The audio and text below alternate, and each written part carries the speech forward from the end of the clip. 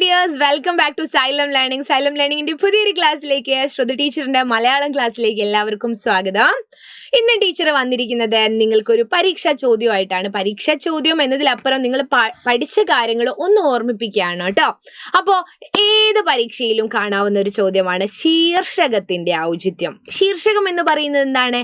Heading ആണ്, തലക്കെട്ടാണ് അല്ലെ. ഔചിത്യം എന്നൊക്കെ കേൾക്കുമ്പോൾ ഇത് എനിക്ക് പരിചയമില്ല, ഇതെന്താ സംഗതി എന്നൊക്കെ പറഞ്ഞ് നമ്മൾ ആ ചോദ്യത്തെ അങ്ങ് വിട്ടുകളയാൻ പാടില്ല.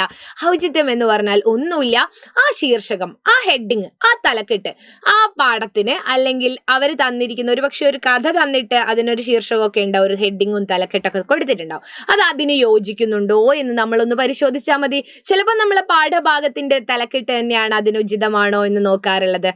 അപ്പൊ നമുക്ക് നോക്കാം. ഇവിടെ പാലക്കാടൻ കാറ്റ് എന്ന് പറയുന്ന ഒരു ഉപന്യാസം നമ്മൾ പഠിച്ചിട്ടുണ്ട് അല്ലെ. എസ് ഗുപ്തൻ നായർ എഴുതിയിരിക്കുന്ന പാലക്കാടിന്റെ ഓരോ കാര്യങ്ങളും അതിൽ വളരെ വ്യക്തമായിട്ട് കൃത്യമായിട്ട് പറഞ്ഞിരിക്കുന്ന ഒരു ഉപന്യാസമാണ്. അപ്പൊ ആ പാഠത്തിന് അല്ലെങ്കിൽ ആ ഉപന്യാസത്തിന് പാലക്കാടൻ കാറ്റ് എന്ന് പറയുന്ന ആ പേര് പറ്റുമോ ഇല്ലയോ, അല്ലെങ്കിൽ നിങ്ങൾക്ക് എന്താണ് പറയാനുള്ളത്, അത് എത്രത്തോളം യോജിക്കുന്നുണ്ട്, അതാണ് ചോദ്യം. പാലക്കാടൻ കാറ്റ് എസ് ഗുപ്തൻ നായരുടേത് കേട്ടോ. അപ്പൊ ഒന്നുമില്ല, പാലക്കാടിന്റെ ചരിത്രവും സംസ്കാരവും പഠന ഭൂപ്രകൃതിയും ഒക്കെ അനാവരണം ചെയ്യുന്ന ഉപന്യാസമാണ് പാലക്കാടൻ കാറ്റ്.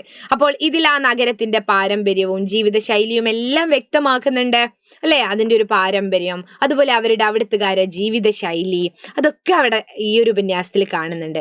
അവിടുത്തെ അഗ്രഹാരങ്ങളുടെയും ജനവിഭാഗങ്ങളുടെയും ഒക്കെ സവിശേഷതകൾ ഇതിലുണ്ട്. അഗ്രഹാരത്തിന്റെ കാര്യങ്ങളൊക്കെ പറയുന്നുണ്ടായിരുന്നു അല്ലെ. അതുപോലെ പാലക്കാട്ടെ ചുരം, കൽപ്പാത്തി രഥോത്സവം, അവിടുത്തെ അനശ്വരനായ സംഗീത പ്രതിഭകളെയും അവരുടെ ഒരു പിൻതലമുറയെ കുറിച്ചെല്ലാം ഇതിൽ വിശദമാക്കുന്നുണ്ട്.